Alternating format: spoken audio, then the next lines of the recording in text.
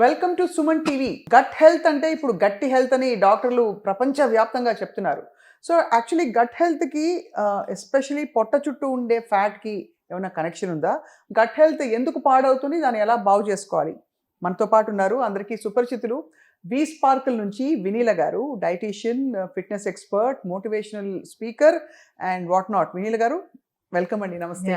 నమస్తే స్వప్న గారు. So gut health గురించి మీరు కూడా చాలా స్వయంగా పరిశోధనలు చేస్తుంటారు, అంటే మీ ఎక్స్పీరియన్స్లో dealing with so many things.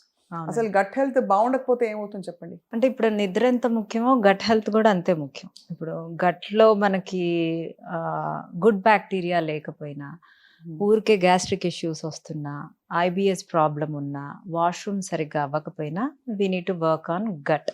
అంటే బెల్లీ ఫ్యాట్ ఉన్న వాళ్ళకి గట్ మీద కంపల్సరీగా ఆల్మోస్ట్ వర్క్ చేయాల్సిందే.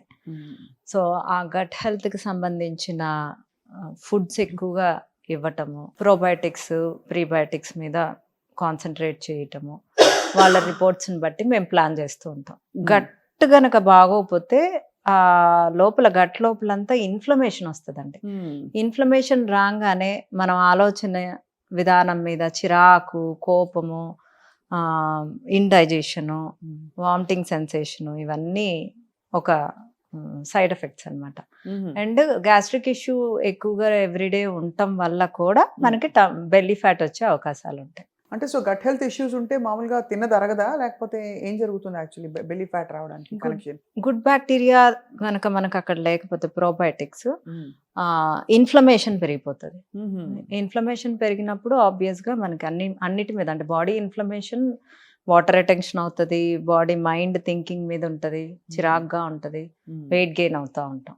సో మీరు ఎక్స్పీరియన్స్లో మీరు చాలా మంచి క్లయింట్స్ని చూసుంటారు. విమెన్, మెన్ కంపేర్ చేసుకుంటే గట్ హెల్త్ ఎవరికి కొంచెం కొద్ది గొప్ప అదుపులో ఉంటుంది అనిపిస్తుంది? ఎక్కువగా ఆల్కహాల్ తీసుకున్నా కూడా గట్ హెల్త్ పాడవుతుంది. అది మనం యూ కాంట్ మెజర్, అంటే లేడీస్లోనా జెంట్స్లోనా అనేది. బట్ గట్ హెల్త్ ఆల్మోస్ట్ అందరికీ తక్కువగానే ఉంది ఈ రోజుల్లో మనం తినే ఫుడ్స్కి. వీఆర్ నాట్ టేకింగ్ అన్ని మనం కేటగరైజ్ చేసుకొని తీసుకోము. గుడ్ ఫుడ్స్నే తీసుకోవాలని లేదు. మనకుండే వెరైటీస్కి processed foods, ultra processed foods, means sugary foods, ఇవన్నీ ఎక్కువ తీసుకోవటం వల్ల మన గట్ హెల్త్ మీద పడుతుంది. సో ఎక్కువ అంటే మీరు ఒక బెంచ్ మార్క్ పెట్టుకుని మీ క్లయింట్స్కి ఇస్తారు కదా అడ్వైజ్. నేను చాలామంది చెప్పగా విన్నాను, నువ్వు 3 మీల్స్ తింటే రోజుకి 2 మీల్స్ బాగా తిను, ఒక మీల్ కొంచెం అటు ఇటు అయినా పర్లేదు. సో వినీల గారి అడ్వైజ్ ఏమిటి? మనం చేసే పనిని బట్టి మనం ఎన్ని క్యాలరీస్ తీసుకోవాలి, మన మెయింటెనెన్స్ క్యాలరీస్. ఈ రోజుల్లో మనం ఏమి పనులు చేయము, నడము, వర్కౌట్స్ లేవు, మన బాడీ మెటబాలిక్ రేట్లు లో ఉంటున్నాయి. ఆ మెటబాలిక్ రేట్లు కూడా మనమే పాడు చేసుకుంటున్నాము. Because we don't do exercise, we don't do much fastings. అవును. సో మెటబాలిక్ రేట్ లో ఉన్నప్పుడు మనం తీసుకునే క్యాలరీస్ని ఇంకెంతకంటే తినకుండా ఎలా ఉండను అంటే, మీ పూర్ మెటబాలిక్ రేట్ ఉన్నప్పుడు మీరు అన్ని క్యాలరీసే తీసుకోకపోతే you will increase your weight. అంతే కదా. అండ్ మీరు షుగర్, ఇప్పుడు చాలా మంది చిప్స్, జంక్ ఫుడ్ తింటూ నాకు ఇంకా ఆకలేస్తుంది అని తింటా ఉంటారు. అంటే అవి తక్కువ తినాల్సినవి తింటే ఆకలేదు. అది అందరం చెయ్యం కదా, అదే కదా మెయిన్. టేస్టీ ఫుడ్స్ అన్ని ప్రాసెస్డ్ ఫుడ్స్లోనే ఉండటం వల్ల అందరూ దానికే అట్రాక్ట్ అవుతున్నారు. సో అందుకనే నా ఫుడ్స్, ఎస్పెషల్లీ నా డైట్లో వంటకాలన్నీ ఆల్మోస్ట్ బాగుంటాయి. సో వంటకాలన్నీ రెసిపీలు మీరే చెప్తారు? నేనే చెప్తాను. సో యాక్చువల్లీ అందరికీ ఆలోచన రాదు. నాకెందుకో మైండ్ బాగాలేదు, మూడ్ ఆఫ్లో ఉన్నాను, లేదు గ్లూమీగా ఉంది, నిద్ర వస్తోంది, లేదు పొట్ట చుట్టూ నాకు ఎందుకు ఇంత వెయిట్ వచ్చేసింది, బట్టలు సరిగ్గా పట్టడం లేదు అన్నప్పుడు, అరే నా గట్ హెల్త్ బాగాలేదులే అని అనిపించదు. సో గట్ హెల్త్ బాగాలేదు అనడానికి ఒక 3-4 సిమ్టమ్స్ చెప్పండి. హెడేక్ వస్తుందండి. ఓకే. కొంచెం నాజియాగా ఉంటుంది, చిరాగ్గా ఉంటుంది, కింద పార్ట్ ఎప్పుడు ఏదో ఉబ్బినట్లు ఉంటుంది. ఓహో, ఇక్కడ పైన కాదు, కింద. ఓకే, అక్కడ ఉబ్బినట్టు ఉంటే ఇట్స్ బేసికలీ ఉబ్బినట్టు ఉంటే అది కూడా గట్ హెల్త్ బాగాలేదనడానికి ఒక సంకేతం. రైట్. సో ఏ ఫుడ్స్ తినడం వల్ల, లేదు ఏ హ్యాబిట్స్ వల్ల మనకి గట్ హెల్త్ ఆఫ్ అయిపోతుంది, అంటే పట్టాలు తప్పుతుంది. యాక్చువల్‌గా గట్ హెల్త్‌కి గుడ్ బ్యాక్టీరియా అవసరం. అందరూ పెరుగు ఒక్కటి తీసుకుంటే సరిపోద్ది అనుకుంటారు. యాహ్! యూ కెన్ కాంజీ అని ఉంటుంది. అంటే బీట్రూట్ కట్ చేసి కొంచెం ఆవాల పొడి వేసి చక్కగా వాటర్ పోసి ఒక 24 అవర్స్ ఫర్మెంట్ చేసేసి అది ఒకరోజు పెరుగు అలా తీసుకుంటా ఉంటే ఫర్మెంటెడ్ వెజిటబుల్స్ అంటే ఒక స్పూన్ వెనిగర్ వేసి కూరగాయలు కట్ చేసేసి అన్ని కూరగాయలు మిక్స్డ్ వెజిటబుల్స్ నిమ్మకాయ పిండి చక్కగా అది కూడా 24 అవర్స్ ఫర్మెంట్ చేసేసి అది సలాడ్ కింద తినటం వల్ల కూడా గట్ హెల్త్ బాగోతుంది. ఒకరోజు కాంజీ, ఒకరోజు పొద్దున్నే సద్దన్నం తింటాం చూడండి పెరుగు వేసి ఒకరోజు గెంజి అంటే మనం జస్ట్ గెంజి వంచుతాం కదా, ఆ గెంజి రాత్రి బయట పెట్టేసి పొద్దున్నే తీసుకోవచ్చు. అది తీసుకున్న దాంట్లో కొంచెం అన్నం వేసుకొని తాలింపు వేసుకొని తీసుకోవచ్చు. అది ఒకరోజు ఈ ఫర్మెంటెడ్ వెజిటబుల్స్ ఇది ఒకరోజు తీసుకుంటే సరిపోతుంది. రోజు పెరుగు మజ్జిగ తీసుకోవటం వల్ల సరిపోతుంది అనుకోకుండా మనం గట్ హెల్త్ బాగవ్వాలి కాబట్టి ఈ డిఫరెంట్ వెరైటీస్ ప్రోబయోటిక్స్ మనం పెట్టచ్చు. అండ్ పికిల్స్లో కూడా ఉంటుంది. అంటే బట్ పికిల్స్ మళ్ళీ అంత మంచి మనం అంత ఎక్కువగా కన్స్యూమ్ చేయలేము. బటర్ మిల్క్ కానీ పెరుగు కానీ కాంజీ కానీ ఫర్మెంటెడ్ వెజిటబుల్స్ కానీ ఒక బౌల్ కూడా చక్కగా తినొచ్చు మనం తినే ప్రతి మీల్కి ముందు. రైట్. అంటే పెరుగు మజ్జిగలో ఇంకొక కన్సర్న్ ఏంటంటే డైరీ సోర్స్ కూడా మనకి ఇప్పుడు చాలా పెద్ద క్వశ్చన్ మార్క్గా మారింది. చాలా మందికి పడవండి, పాల పదార్థాలు ఎక్కువ పడవు, అందరికీ తెలియదు. సో అలాంటప్పుడు మనం కొబ్బరి పాలతో పెరుగు, వాల్నట్ మిల్క్ తో పెరుగు, రాగులు పాలతో పెరుగు నా డైట్ లో కూడా ఉంటాయి. అంటే అది తోడుకుంటుందండి. కొంచెం వేడి చేసి ఒక అవెన్ ఉంటే కనుక అవెన్ లో కొంచెం 2-3 పచ్చిమిర్చి కట్ చేసేసేసి అవెన్ లో పెట్టేస్తే అది చక్కగా తోడుకుంటది. సో ఇలా ప్రోబయోటిక్స్ రెగ్యులర్ గా తీసుకోవడం వల్ల గుడ్ బ్యాక్టీరియా పెరిగి బ్యాడ్ బ్యాక్టీరియా తక్కువ అవుతాయి. సో గట్ హెల్త్ ఇంప్రూవ్ అవుతుంది. గట్ హెల్త్ ఇంప్రూవ్ అవ్వాలి, రోజు ప్రోబయోటిక్స్ యాడ్ చేసుకోవాలి. ఓన్లీ పెరుగు తీసుకుంటేనే ప్రోబయోటిక్స్ పెరుగుతాయి అనేది రాంగ్. ఫర్మెంటెడ్ వెజిటబుల్స్, కాంజీ ఈ రెండు చాలా ఇంపార్టెంట్. రైట్. వీటితో పాటు నేను విన్నది ఏంటంటే నిద్ర సరిగ్గా లేకపోతే కూడా గట్ హెల్త్ ఆఫ్ అయిపోతుందని చెప్పి, అర్ధరాత్రి పూట చాలామంది ఏం చేస్తారు, నిద్రపోక 1 గంటకి 12:30కి రాత్రి చక్కగా ఒక బిర్యానీ మంచి దావత్కి వెళ్ళి లాగిచ్చేసి పడుకుంటారు, సరిగ్గా అరగదు. అది ఇలాంటివన్నీ కూడా మనని డిస్టర్బ్ చేస్తాయని చెప్పి. అంటే బిర్యానీ తినొచ్చండి, ఇంట్లో చేసిన బిర్యానీ నేను తినొద్దని అయితే చెప్పను. అసలు ఏం తినొద్దు అంటే మనం ఎందుకు పుట్టాలి అని నేను మాట్లాడతాను. ఆ విధంగా కరెక్టే. సో వారానికి 1-2 సార్లు తినటం తప్పేం లేదు బిర్యానీ.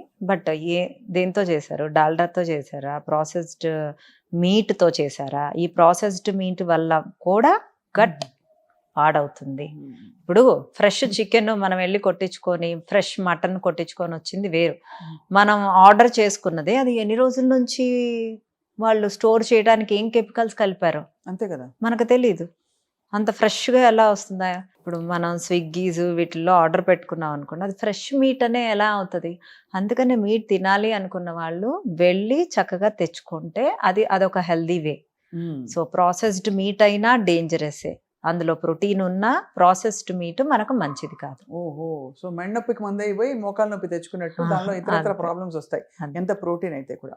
సో ఈ కంజీ ఇవన్నీ తాగడంతో పాటు మనకి యాపిల్ సైడర్ వినిగర్ చాలా విత్ మదర్ అనే ఉండే అది చాలా, దాని గురించి ఎక్కువ చెప్తారు. ఏంటండి యాపిల్ సైడర్ వినిగర్ బెనిఫిట్స్ మీ ఎక్స్పీరియన్స్ లో చెప్పండి. అంటే అసలు వెనిగర్ పడే వాళ్ళకి అసలు చాలా వరకు ఇన్సులిన్ స్పైక్ అనేది లో చేసేయచ్చు. అసలు గట్టు కూడా చాలా బాగా అవుతుంది. ఏ మీల్ ముందైనా ఒక 1 hour కానీ 40 minutes ముందు 1 tablespoon Apple cider vinegar mother ఒక గ్లాస్లో వేసుకొని తీసుకుని ఆ డే మొత్తం గమనించండి. పొట్ట డిస్టర్బ్డ్గా ఉందా ఆపేసేయండి, లేదు ఐఎమ్ ఫీలింగ్ హ్యాపీ అని అంటే you can continue for almost 2 to 3 months. మళ్ళీ 1 month బ్రేక్ ఇచ్చి మళ్ళీ 2 to 3 months. కొంచెం హార్ట్లో అలాంటి మంటలా వస్తే ఇప్పుడు ఆపేయాలండి, ఆపేయాలి. పడలేదని అర్థం. నిమ్మకాయలు కొంతమందికి పడవు, బట్ నిమ్మకాయ అన్హెల్దీ కాదు కదా, చాలా మంచిది. That's what. ఇప్పుడు కొంతమందికి చియా సీడ్స్ పడవు, వాళ్ళు సబ్జా సీడ్స్ వాడమంటాం. మీకు పడందేదో మీ బాడీయే మీకు ఇండికేషన్ ఇస్తుంది. ఇప్పుడు మా Apple cider vinegar heart burning వస్తుందంటే ఆపేయమంట. ఒకళ్ళకి రాదు, వాళ్ళకి బాగుంటది, వాళ్ళని వాడమంట. చియా సీడ్స్ కొంతమందికి పడవు, అవి వద్దు, సబ్జా సీడ్స్ వాడమంట. లెమన్ పడదు, ఉసిరికాయ వాడమంట. అది కూడా పడదా, సి విటమిన్ ఏమన్నా క్యాప్సూల్స్ చెప్పరించండి, సి విటమిన్ ఇంపార్టెంట్ అంట. నేను ఇంకేం చేయగలను చెప్పండి? అంటే మీకు పడనివి హెల్దీవైనా మీకు పడనివి మీరు పక్కన పెట్టాల్సిందే.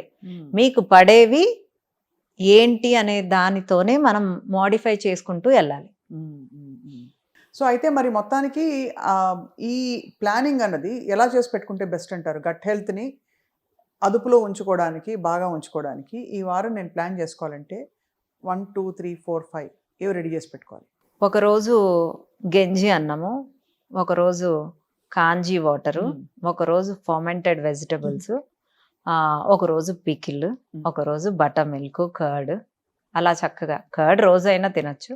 ఇలా చక్కగా ప్లాన్ చేసుకుంటూ ఉంటే అసలు అంటే రోజు మనం పప్పుచారు అన్నం తింటున్నాం అనుకోండి 2 సంవత్సరం నుంచి, నాలుకకి పప్పుచారు అన్నం టేస్ట్ తెలియదు. So you give different kind of probiotics. అంతే కదా, that is my technique.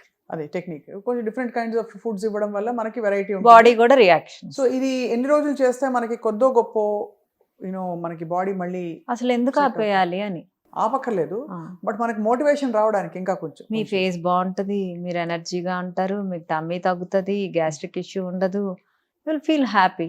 So that is what brain కూడా బాగా చక్కగా పనిచేస్తుంది, షార్ప్ గా పనిచేస్తుంది, బ్రెయిన్ ఫాగ్ అంతా పోతుంది.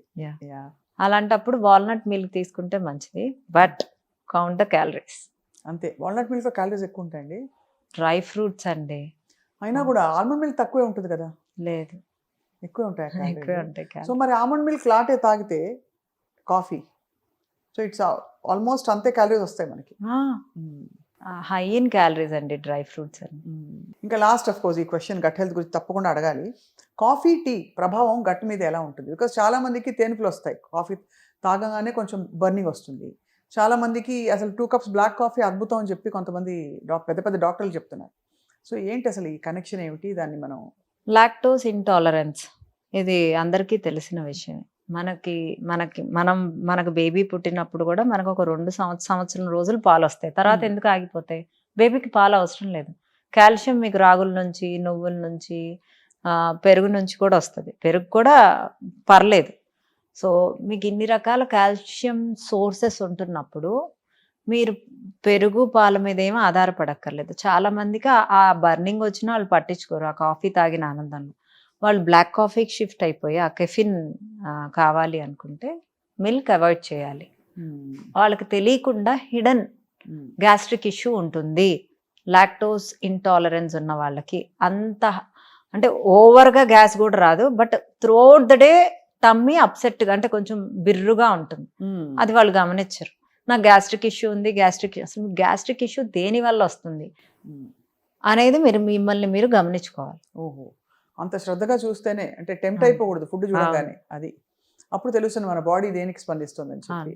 ఎనివే మీరు మంచి మంచి రెసిపీస్ ఇస్తారు కాబట్టి గట్ హెల్త్ ఇంప్రూవ్ చేసుకోవడానికి ఒక వారం 10 రోజులు చేస్తే వాళ్ళకే డిఫరెన్స్ తెలుస్తుంది. విన్ల గారు, thank you so much. Very informative, I think చాలా అవసరమైన కాన్వర్సేషన్ ఇది. అఫ్ కోర్స్ ఇంకా చాలా విషయాలు మాట్లాడాలి, మీతో మాట్లాడుతూ ఉందాం as time goes by. Thank you Vineela గారు.